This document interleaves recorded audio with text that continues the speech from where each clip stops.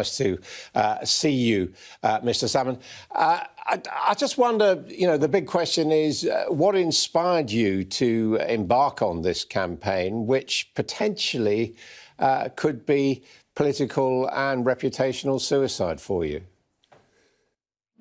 Well, let the electorate judge that. I mean, the latest polls are rather good for Alapa, showing us getting parliamentary representation, which is no mean feat, because today, Adam, we're celebrating our 3rd anniversary. We've been in existence for precisely 3 weeks. So we've already overtaken the Liberal Democrats in membership. We've got twice as many MPs behind me there as the Scottish Labour Party does. And today's polls show us making a breakthrough of 5 seats. So that's not bad in 3 weeks, Adam. But listen, the electorate will judge in 3 weeks' time. All I can tell you is I'm enjoying myself enormously. OK, but if we look at the opinion polls, you are less popular with the Scottish people than Boris Johnson. And many people are puzzled. I know you're going to tell me that you've had trials and inquiries and your name's been cleared, but many people are going to ask themselves why you won't just issue a public apology to the women that you worked with when you were First Minister for your behaviour. Well, I like the way you wave away the trials. I mean, this is a trial in front of a jury in which I was acquitted. A jury, incidentally, with a majority of women on it in front of a lady judge. And if you knew about the issue, Adam, you know there was an apology issued almost 10 years ago, not for what I was accused of, incidentally. The jury dealt with that. But having been acquitted in the highest criminal court in Scotland, and indeed won my case against the Scottish Government in the highest civil court in Scotland, then I think most people, most fair-minded people, would say that's that. It's time to move on. Most people, and I don't really think I don't think Sky Television, incidentally, I don't think Sky Television should be trying to retry me. Well, I'm not trying to retry you. I'm just being very frank with you. You've got legal protections. But to me, it's surprising that you won't do the simple human thing of saying, I'm sorry for any of the offences which I may have caused, irrespective of your legal position. Sorry, Adam, let me repeat it. An apology was issued and accepted 10 years ago. Yeah, 10 years ago, but now you're running, you're trying to come back into politics. You're a party leader. Adam, shouldn't you issue an apology? I mean, to say I apologise for something 10 years ago won't really convince a lot of people. So, look, I just explained to people, you're coming through a voice in my right-hand side, so if you keep interrupting me, it's going to make the interview impossible because you're being picked up on a microphone here. The issue, Adam, is not only was it 10 years ago I apologised last year when I was tried in front of a court. The jury decided. The jury's in, the verdict's in, Adam. It's time to move on. And incidentally, we've had 2 court cases, criminal court, civil court. We had 3 inquiries. These have happened. They are over with. Let's move on. That's what most fair-minded people in Scotland wants to do. And let's let the people judge whether or not the Alapa Party is going to be successful. OK, is it true? I just want to ask Sky you, Television. This is evidence given by 2 female civil servants. Is it true that when you were First Minister, you asked female aides to tie your shoelaces, to remove dandruff and to apply hand sanitizer?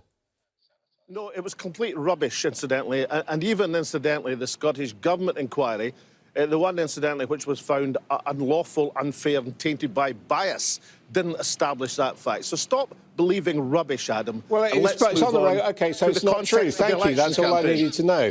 Right, let's talk about your party and some of your candidates. You've got a candidate, Jim Walker.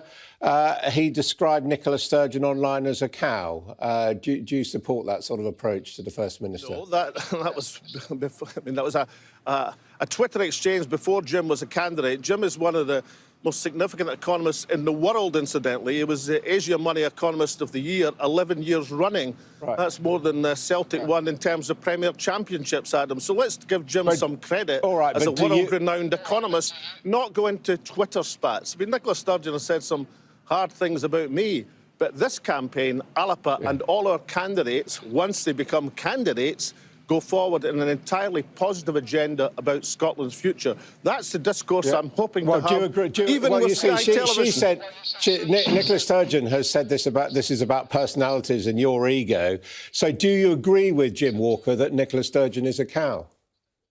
No, and neither does Jim Walker, who apologised for that remark. Of course not. And I haven't made a single personal remark about Nicola Sturgeon or anyone else in this campaign, because I think politics is about national issues, the national interest. Well, let's talk about national issues. Let's talk about Romanian beggars. We've got Alex Arthur here, another one of your candidates, who tweeted, "Them Romanian beggars in Edinburgh ain't hungry.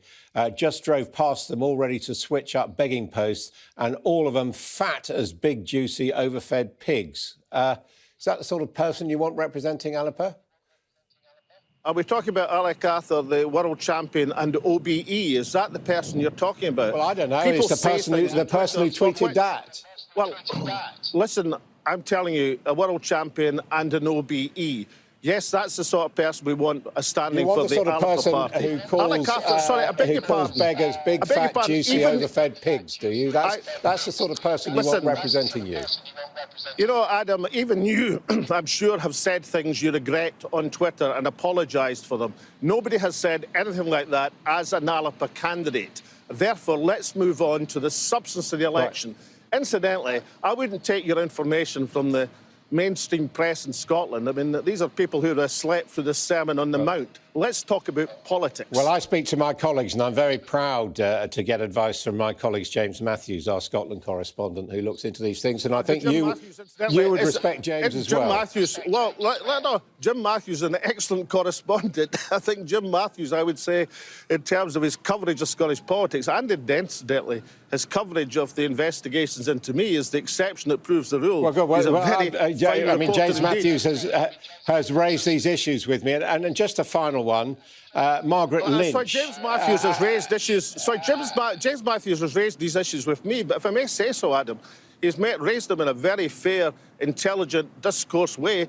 A wee bit unlike the interview you're conducting with me right now. I'm giving you the opportunity as the party leader to speak, to clear things up for your candidates. OK, just one final one. The question of Margaret Lynch. She is alleged by LGBT organisations to have said that they want to lower the age of consent to 10, which they don't. Is there any truth in that?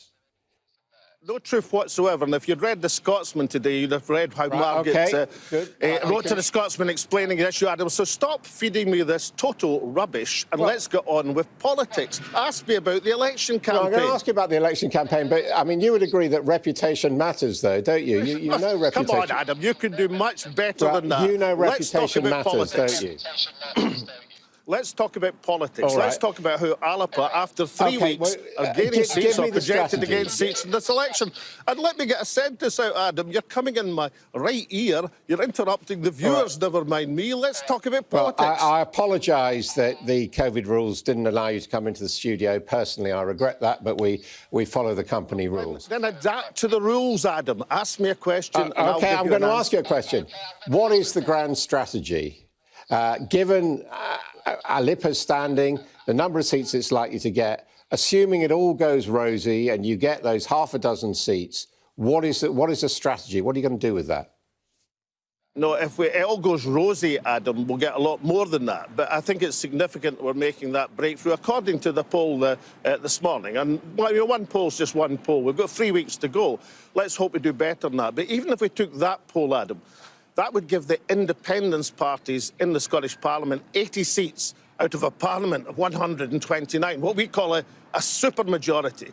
And on that supermajority, we think that Boris Johnson is much less likely to be able to say no to that sort of parliamentary majority than he does if it's just Prime Minister against First Minister, Tories against the SNP, because you'll be taking on an entire Parliament representing an entire nation. That's why we want to cast the debate in that fashion. Isn't he more likely to say, I've said all along, I'm not going to grant another referendum because they're once in a generation, and even the independence movement amongst itself is fighting like rats in a sack, so why should I bother with that? Well, I think we'd probably say St Andrews Agreement or Belfast Agreement. And remember, 7 years is the period between referendum agreed by the Cabinet Office Northern Ireland. I think if it's good enough for Northern Ireland, it's good enough for Scotland. And lo and behold, it's 7 years since the last Scottish referendum. But what matters is the verdict to the Scottish people. And if they put in a supermajority into the Parliament, then I think Boris Johnson is in a much weaker position And if he's just allowed to continue to cast this as Prime Minister against First Minister, let's make it a Tory Prime Minister against the Scottish nation. Well, hang on, but that's what you're doing, though, isn't it? That's what you're doing, because he's going to say, is it Nicola Sturgeon or is it Alex Salmond? That your re-entry into politics gives him that opportunity. You know, Adam, I did a press conference yesterday with 104 international journalists from around Europe. Not one of them asked me the question about having a variety of parties, because they all operate under proportional systems like the one we have in Scotland, where it's normal to have lots of political parties. Now, I think it strengthens the independence movement to have a number of political parties advocating independence. It increases the appeal and the breadth for the movement. That's what Alapa does. What's not normal is to have a former party leader and national leader to defect and run against his successor. That's quite unusual. Well, look, there's 15 parties in the Danish parliament. There's about 9 in the Finnish parliament, arguing in some cases for similar objectives. The difference between Alapa and the SNP, which is the real question, is a question of whether we get to independence. It's a question of urgency. And the Alapa policy is that in 1 month's time, if we get that supermajority, which the poll this morning suggests, we'll lay down a motion instructing the Scottish Government to open negotiations with the Westminster Government on independence for Scotland. So the difference between Alapa and the SNP, and even more so the Greens, who are pretty weak on independence, is a question of urgency. We think it's an immediate priority and we should get on with it.